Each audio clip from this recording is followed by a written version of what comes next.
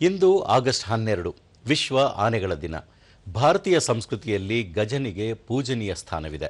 ಆದರೆ ಹೆಚ್ಚುತ್ತಿರುವ ನಗರೀಕರಣ ಹಾಗೂ ಅರಣ್ಯ ನಾಶದಿಂದಾಗಿ ಮಾನವ ಮತ್ತು ಆನೆಗಳ ನಡುವಿನ ಸಂಘರ್ಷ ದಿನದಿಂದ ದಿನಕ್ಕೆ ಹೆಚ್ಚಾಗುತ್ತಿದೆ.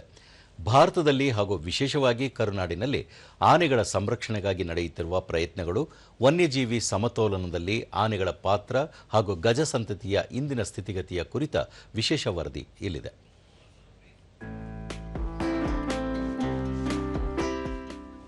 ಭೂಮಿಯ ಮೇಲಿನ ಅತಿ ದೊಡ್ಡ ಮತ್ತು ಬುದ್ಧಿವಂತ ಪ್ರಾಣಿಗಳಲ್ಲಿ ಆನೆಯು ಒಂದು.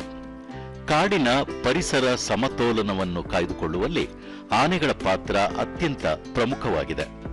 ಆನೆಗಳ ಸಂರಕ್ಷಣೆ ಮತ್ತು ಅವುಗಳ ಮೇಲಾಗುತ್ತಿರುವ ದೌರ್ಜನ್ಯಗಳನ್ನು ತಡೆಯುವ ಬಗ್ಗೆ ಜಾಗೃತಿ ಮೂಡಿಸಲು ಪ್ರತಿ ವರ್ಷ ಆಗಸ್ಟ್ 12ರಂದು ವಿಶ್ವ ಆನೆಗಳ ದಿನವನ್ನು ಆಚರಿಸಲಾಗುತ್ತದೆ. ಹೆಮ್ಮೆಯ ವಿಷಯವೇನೆಂದರೆ, ಜಗತ್ತಿನ ಒಟ್ಟು ಏಷ್ಯಾ ಆನೆಗಳ ಪೈಕಿ 60% ಆನೆಗಳು ನಮ್ಮ ಭಾರತದಲ್ಲೇ ಇವೆ.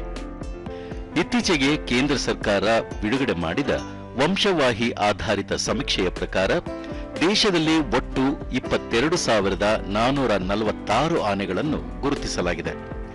ಇದರಲ್ಲಿ ನಮ್ಮ ಕರ್ನಾಟಕ ರಾಜ್ಯವು 6,013 ಆನೆಗಳೊಂದಿಗೆ ದೇಶದಲ್ಲೇ ಮೊದಲ ಸ್ಥಾನದಲ್ಲಿದೆ. ಇದು ನಮ್ಮ ರಾಜ್ಯದ ಅರಣ್ಯ ಸಂಪತ್ತಿನ ಶ್ರೀಮಂತಿಕೆಯನ್ನು ತೋರುತ್ತದೆ. ಆದರೆ ಸಂತಸದ ಜೊತೆಗೆ ಕಳವಳಕಾರಿ ಸಂಗತಿಯೂ ಇದೆ.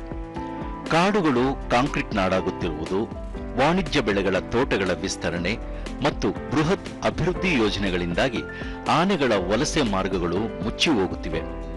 ಇದರಿಂದಾಗಿ ಕಾಡಿನಿಂದ ನಾಡಿಗೆ ಬರುತ್ತಿರುವ ಆನೆಗಳು ಮತ್ತು ಮಾನವನ ನಡುವಿನ ಸಂಘರ್ಷ ಹೆಚ್ಚಾಗುತ್ತಿವೆ. ರೈಲು ಡಿಕ್ಕಿ ಮತ್ತು ವಿದ್ಯುತ್ ಸ್ಪರ್ಶದಿಂದ ಸಂಭವಿಸುತ್ತಿರುವ ಆನೆಗಳ ಸಾವುಗಳನ್ನು ತಡೆಯಲು ಕೇಂದ್ರ ಮತ್ತು ರಾಜ್ಯ ಸರ್ಕಾರಗಳು ಗಜ ಯೋಜನೆಯಡಿ ಅನೇಕ ದಿಟ್ಟ ಹೆಜ್ಜೆಗಳನ್ನು ಇಟ್ಟಿವೆ. ದೇಶಾದ್ಯಂತ 150ಕ್ಕೂ ಹೆಚ್ಚು ಆನೆ ಕಾರಿಡಾರ್ಗಳನ್ನು ಗುರುತಿಸಿ ಅವುಗಳ ಸುರಕ್ಷತೆಗೆ ಒತ್ತು ನೀಡಲಾಗುತ್ತಿದೆ.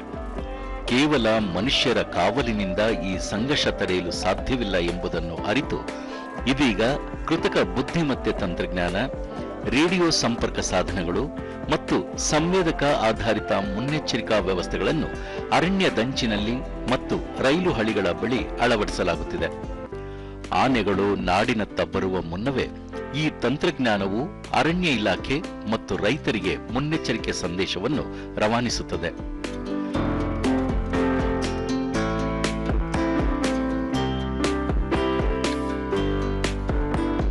ಆನೆಗಳ ರಕ್ಷಣೆಯಲ್ಲಿ ಕಾಡಂಚಿನ ಜನರ ಸಹಕಾರ ಅತ್ಯಗತ್ಯ ಎಂಬುದನ್ನು ಮನಗಂಡಿರುವ ಸರ್ಕಾರವು ಸ್ಥಳೀಯ ಸಮುದಾಯಗಳನ್ನು ಈ ಕಾರ್ಯದಲ್ಲಿ ಸಕ್ರಿಯವಾಗಿ ತೊಡಗಿಸಿಕೊಳ್ಳುವಂತೆ ಮಾಡುತ್ತಿದೆ.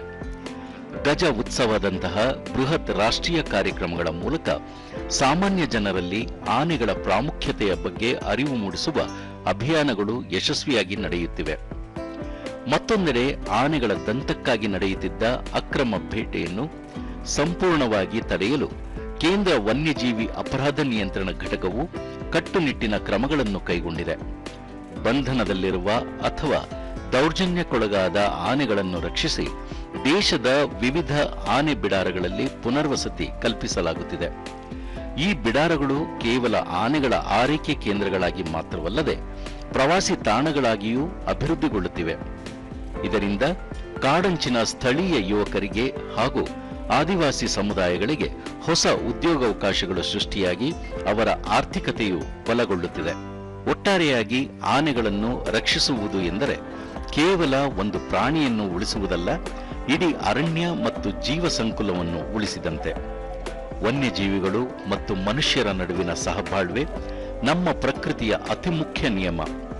ತಂತ್ರಜ್ಞಾನ ಮತ್ತು ಸಮುದಾಯದ ಸಹಭಾಗಿತ್ವದೊಂದಿಗೆ ಗಜ ಸಂಪತ್ತನ್ನು ಉಳಿಸುವ ಇಂತಹ ಪ್ರಯತ್ನಗಳು ನಮ್ಮ ಪರಿಸರವನ್ನು ಸಂರಕ್ಷಿಸಿ ಮುಂದಿನ ಪೀಳಿಗೆಗೆ ಹಸಿರು ಮತ್ತು ಸಮೃದ್ಧ ವಿಕಸಿತ ಭಾರತವನ್ನು ನಿರ್ಮಾಣ ಮಾಡುವ ಗುರಿಗೆ ಪ್ರಮುಖ ಚಾಲಕ ಶಕ್ತಿಯಾಗಲಿದೆ.